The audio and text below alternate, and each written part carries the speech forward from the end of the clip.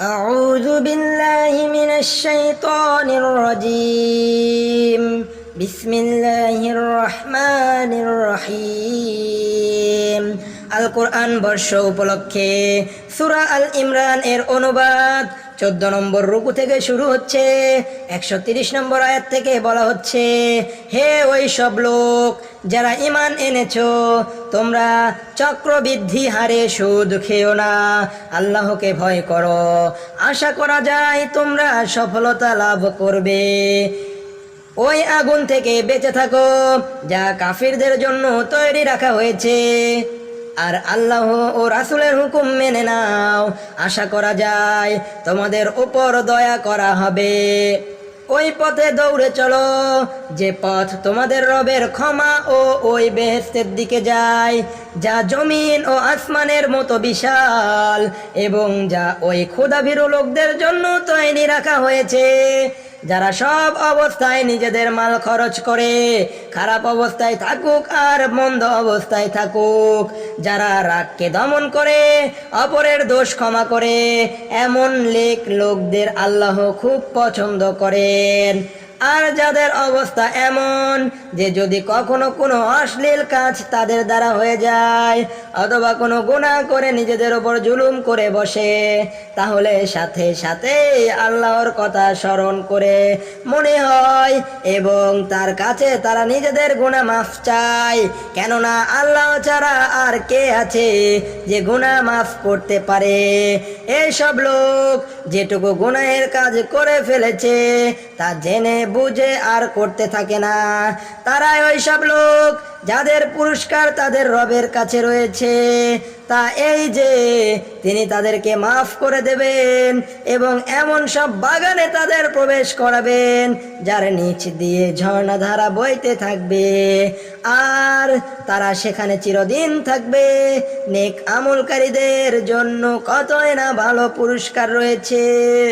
তোমাদের আগে বহু যুগ অতীত হয়ে গেছে, দুনিয়ায় ঘোরাফেরা করে দেখে নাও যে ওই সব লোকের দশা কি হয়েছে, যারা আল্লাহর হুকুম ও হেদায়েত মিথ্যা বলে উড়িয়ে দিয়েছে। এই কোরআন মানব জাতির জন্য একটি সুস্পষ্ট সাবধান বাণী, এবং যারা আল্লাহকে ভয় পায় তাদের জন্য হেদায়েত ও উপদেশ। তোমরা মন ভাঙ্গা হয়ো না, চিন্তা করো না, যদি তোমরা মুমিন হও তাহলে তোমরাই বিজয়ী থাকবে।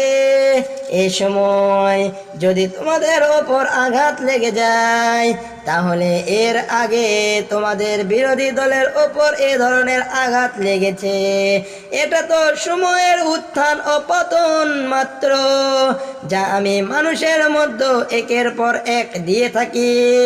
তোমাদের ওপর এ সময়টা এজন্য আনা হয়েছে, আল্লাহ দেখে নিতে চেয়েছিলেন তোমাদের মধ্যে সাচ্চা মুমিন কারা, এবং তিনি তোমাদের মধ্য থেকে ওই লোকদেরকে বাছাই করে নিতে চেয়েছিলেন যারা আসলেই সত্যের সাক্ষী, কেননা জালিমদেরকে আল্লাহ পছন্দ করেন না। আর তিনি এ পরীক্ষার মাধ্যমে মুমিনদের আলাদা করে নিয়ে কাফিরদেরকে ধ্বংস করতে চেয়েছিলেন। তোমরা কি মনে করেছো তোমরা এমনি বেহেশতে চলে যাবে? অথচ আল্লাহ এখনো দেখে নেননি যে তোমাদের মধ্যে এমন কারা আছে যারা তার পথে জীবন দিতে পারে এবং তারই খাতিরে সবর করতে পারে। তোমরা তো মৃত্যু কামনা করেছিলে, কিন্তু তা ওই সময়ের কথা যখন মৃত্যু সামনে আসেনি। নাও এখন তা সামনে এসেছে এবং তোমরা তা নিজের চোখেই দেখেছো। 14 নম্বর রুকু শেষ হলো, 15 নম্বর রুকু শুরু হচ্ছে। সূরা আল ইমরানের 15 নম্বর রুকু 140 নম্বর আয়াত থেকে অনুবাদ। মুহাম্মদ একজন রাসূল ছাড়া আর কিছুই নয়, তার আগে আরো বহু রাসূল গত হয়ে গেছেন। তিনি যদি মারা যান বা নিহত হন তাহলে কি তোমরা উল্টা দিকে ফিরে যাবে? মনে রেখো, যারা উল্টা দিকে ফিরে যাবে তারা আল্লাহর কোনো ক্ষতি করতে পারবে না। অবশ্য যারা আল্লাহর শুকরগুজার বান্দা হয়ে থাকবে তাদেরকে তিনি এর বদলা দেবেন। কোনো প্রাণী আল্লাহর অনুমতি ছাড়া মরতে পারে না। মৌতের সময় তো লিখিতই আছে, যে দুনিয়ার ফলের আশায় কাজ করবে তাকে আমি দুনিয়া থেকেই দেব, এবং যে আখিরাতের ফলের আশায় কাজ করবে সে আখিরাতে সুফল পাবে। আর শুকর আদায়কারীদেরকে আমি তাদের প্রতিফল অবশ্যই দান করব। এর আগে কত নবী গত হয়ে গেছেন, যাদের সাথে মিলে বহু আল্লাহওয়ালা লোক যুদ্ধ করেছে। আল্লাহর পথে যত মুসিবত তাদের ওপর পড়েছিল, সেজন্য তারা হতাশ হয়নি, তারা কোনো দুর্বলতা দেখায়নি, এবং তারা বাতিলে সামনে মাথা নত করেনি। এমন ধরনের ধৈর্যশীলদেরকে আল্লাহ পছন্দ করেন। তাদের দোয়া শুধু এতটুকুই ছিল, হে আমাদের রব, আমাদের ভুল ত্রুটি ক্ষমা করো, আমাদের কাজে তোমার দেওয়া সীমা যেটুকু লঙ্ঘন হয়ে গেছে তা মাফ করো, আমাদের কদম মজবুত করে দাও, এবং কাফিরদের বিরুদ্ধে আমাদেরকে সাহায্য করো। শেষ পর্যন্ত আল্লাহ তাদেরকে দুনিয়ার সফলতাও দিয়েছেন এবং আখিরাতের সওয়াব এর চেয়েও ভালো দিয়েছেন। আল্লাহর কাছে এমন ধরনের নেক লোক পছন্দনীয়। 15 নম্বর রুকু শেষ হলো, 16 নম্বর রুকু শুরু হচ্ছে 149 নম্বর আয়াত থেকে। হে ওই সব লোক যারা ঈমান এনেছো, তোমরা যদি ওই সব লোকের কথা মতো চলো যারা কুফুরের পথে চলে, তাহলে তারা তোমাদেরকে পেছনের দিকে ফিরিয়ে নিয়ে যাবে এবং তোমরা বিফল ও ক্ষতিগ্রস্ত অবস্থায় ফিরবে। তাদের কথা ভুল, আসলে আল্লাহ তোমাদের সহায়ক এবং তিনি খুব ভালো সাহায্যকারী। শীঘ্রই ওই সময় আসবে যখন আমি কাফিরদের মনে ভয় ভীতি সৃষ্টি করব, কারণ তারা আল্লাহর সাথে এমন কিছুকে শরীক করেছে যার শরীক হওয়ার পক্ষে আল্লাহ কোনো দলিল প্রমাণ নাজিল করেননি। দোজখ তাদের শেষ ঠিকানা, এবং এ জালিমের থাকার জায়গা খুব খারাপ। আল্লাহর সমর্থন ও সাহায্যে যে ওয়াদা করেছিলেন তা তো তিনি পুরা করে দিয়েছেন।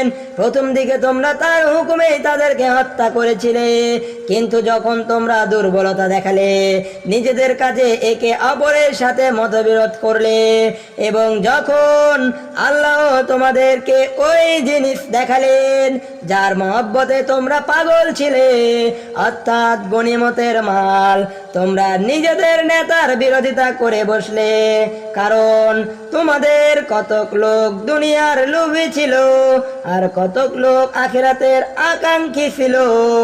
তখন আল্লাহ কাফিরদের মোকাবিলায় তোমাদেরকে পেছনে হটিয়ে দিলেন, যাতে তিনি তোমাদেরকে পরীক্ষা করতে পারেন।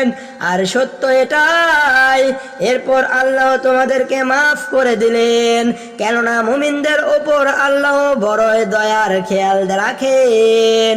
মনে করে দেখো, যখন তোমরা পালিয়ে যাচ্ছিলে এবং কারো দিকে ফিরে তাকানোর খেয়ালও তোমাদের ছিল না, এবং রাসূল তোমাদেরকে পেছন থেকে ডাক দিচ্ছিলেন, তখন আল্লাহ তোমাদের এ আচরণের এ বদলা দিলেন যে তোমাদের ওপর দুঃখের পর দুঃখ দিলেন, যাতে ভবিষ্যতের জন্য তোমাদের এ শিক্ষা হয় যে তোমরা যা হারিয়ে ফেলো অথবা যে মুসিবত তোমাদের উপর নাজিল হয় তাতে যেন তোমরা হতাশ না হও। আল্লাহ তোমাদের সব কাজের খবর রাখেন। এ দুঃখ বেদনার পর আল্লাহ তোমাদের মধ্যে কিছু লোকের ওপর এমন সান্ত্বনার অবস্থা কায়েম করলেন যে তাদের ঘুম পেতে লাগলো, কিন্তু অন্য আর একটি দল ছিল যাদের নিকট শুধু তাদের স্বার্থেরই গুরুত্ব ছিল। তারা আল্লাহ সম্পর্কে নানা রকম জাহেলি ধারণা করতে লাগলো যা সরাসরি সত্যের বিরোধী ছিল। তারা এখন বলছে, এ কাজের ব্যবস্থা করার ব্যাপারে আমাদের কোনো অংশ আছে কি? তাদেরকে বলুন, কারো কোনো অংশ নেই, এ কাজের সব ক্ষমতায় আল্লাহর হাতে। আসলে এরা তাদের দিলে যে কথা গোপন করে রেখেছে তা তোমাদের কাছে প্রকাশ করে না।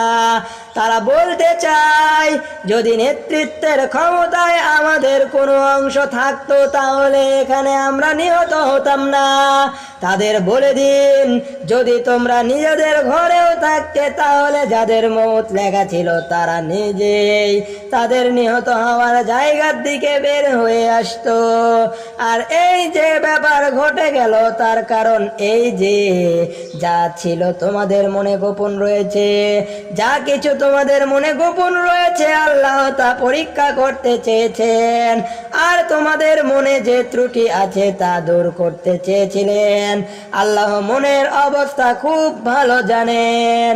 তোমাদের মধ্যে যারা মোকাবিলার দিন পেছনে হাঁটে গিয়েছিল তাদের এই আচরণের কারণ এটাই ছিল, তাদের কিছু দুর্বলতার দরুন শয়তান তাদের পা টলায়মান করে দিয়েছিল। আল্লাহ তাদেরকে মাফ করে দিয়েছিলেন। আল্লাহ বড়ই ক্ষমাশীল ও সহনশীল। 16 নম্বর রুকু শেষ হলো, 17 নম্বর রুকু শুরু হচ্ছে। 17 নম্বর রুকু শুরু হচ্ছে 156 নম্বর আয়াত থেকে। বলা হচ্ছে, হে ওই সব লোক যারা ঈমান এনেছো, তোমরা এই কাফিরদের মতো কথা বলো না। তাদের কোনো আত্মীয় স্বজন যদি কখনো সফরে যায় বা যুদ্ধে শরীক হয় এবং সেখানে কোনো বিপদে পড়ে তাহলে তারা বলে, তারা যদি আমাদের কাছে থাকতো তাহলে মারাও যেত না এবং নিহতও হতো না। আল্লাহ এ ধরনের কথাকে তাদের মনে আফসোসের কারণ বানিয়ে দেন, অথচ আসলে আল্লাহ হয়তো জীবন ও মৃত্যু দান করেন আর তোমাদের সব কাজ কর্মই তিনি দেখেন। যদি তোমরা আল্লাহর পথে নিহত হও বা মারা যাও তাহলে আল্লাহর যে রহমত ও দান তোমাদের ভাগ্যে জুটবে তা ওই সব জিনিস থেকে অনেক ভালো যা তারা জমা করে। আর তোমরা মারাই যাও বা নিহতই হও, সব অবস্থায় তোমাদেরকে একত্র হয়ে আল্লাহর কাছেই যেতে হবে। হে রাসূল, এটা আল্লাহর বড়ই রহমত যে আপনি এই সব লোকের জন্য খুব নরম মেজাজ বিশিষ্ট হয়েছেন। তা না হলে যদি আপনি কড়া হতেন ও পাষাণ মনের অধিকারী হতেন তাহলে তারা সবাই আপনার চারপাশ থেকে সরে যেত।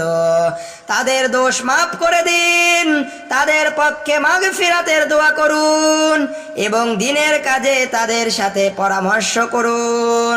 তারপর যখন আপনি কোনো মতের ওপর মজবুত সিদ্ধান্তে পৌঁছেন তখন আল্লাহর ওপর ভরসা করুন। আল্লাহ ওই সব লোককে ভালোবাসেন যারা তার ভরসার কাজ করে। আল্লাহ যদি তোমাদেরকে সাহায্য করেন তাহলে কোনো শক্তি তোমাদের উপর বিজয়ী হতে পারবে না, আর তিনি যদি তোমাদেরকে ত্যাগ করেন তাহলে তারপরে আর কে আছে যে তোমাদেরকে সাহায্য করতে পারে। কাজেই যারা সাচ্চা মুমিন তাদের আল্লাহর উপর ভরসা করা উচিত। খিয়ানত করা কোনো নবীর কাজ হতে পারে না, আর যে খিয়ানত করে সে কিয়ামতের দিন তার খিয়ানত সহ হাজির হয়ে যাবে। তারপর প্রত্যেক লোক তার কামাইয়ের পুরা বদলা পাবে এবং কারো কামাইয়ের ওপর কোনো জুলুম করা হবে না। এটা কি করে হতে পারে? যে লোক হামেশা আল্লাহর মর্জি মতো চলে সে ওই লোকের মতো কাজ করবে যে আল্লাহর গজবে ঘেরাও হয়ে পড়েছে এবং যার শেষ ঠিকানা হলো দোজখ, যা খুব খারাপ জায়গা। আল্লাহর কাছে এই দুরকম লোকের মধ্যে বিরাট পার্থক্য রয়েছে, আর আল্লাহ সবার কাছের দিকে লক্ষ্য রাখেন, আর আল্লাহ সবার কাজের দিকে লক্ষ্য রাখেন। আসলে আল্লাহ তো ইমানদারদের ওপর বিরাট মেহেরবানি করেছেন যে তাদের নিকট তাদের মধ্য থেকে এমন এক নবী বানিয়েছেন যিনি তাদেরকে আল্লাহর আয়াত শোনান, তাদের জীবনকে পবিত্র করে সাজান এবং তাদেরকে কিতাব ও হিকমত শিক্ষা দেন। অথচ এর আগে এসব লোক স্পষ্ট গুমরাহের মধ্যে পড়েছিল। তোমাদের একই অবস্থা হলো, যখন তোমাদের উপর মুসিবত এসে পড়লো তখন তোমরা বলতে লাগলে এ কোথা থেকে এলো, অথচ বদরের যুদ্ধে তোমরা তোমাদেরই হাতে বিরোধীদের ওপর বিরোধীদের উপরের দ্বিগুণ মুসিবত এসে পড়েছিল। হে নবী, আপনি তাদেরকে বলে দিন এ মুসিবত তোমাদের নিজেদের কারণেই এসেছে। আল্লাহ এইসব বিষয়ের ওপর ক্ষমতা রাখেন। যুদ্ধের দিন তোমাদের যে ক্ষতি হয়েছে তা আল্লাহর অনুমতিতেই হয়েছে।